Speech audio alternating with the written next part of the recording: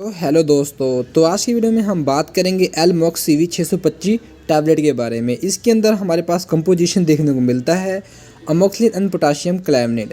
तो आपको पता ही ये अपना एंटीबायोटिक होता है, जो कि एंटीबायोटिक होता है वो अपना इन्फेक्शन के अगेंस्ट में काम करता है।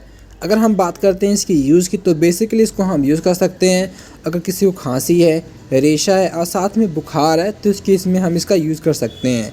इसका रिज़ल्ट काफ़ी बेहतरीन है। अगर हम बात करते हैं इसकी डोज़ की, तो इसको हम ट्वाइस ए डे ले सकते हैं। बट कोई भी दवा को लेते समय एक बार डॉक्टर की सलाह ज़रूर लें। और जो अपना ये एलमॉक्स CV 625 है, ये अपना एल्कन कंपनी के द्वारा प्रमोट किया जाता है।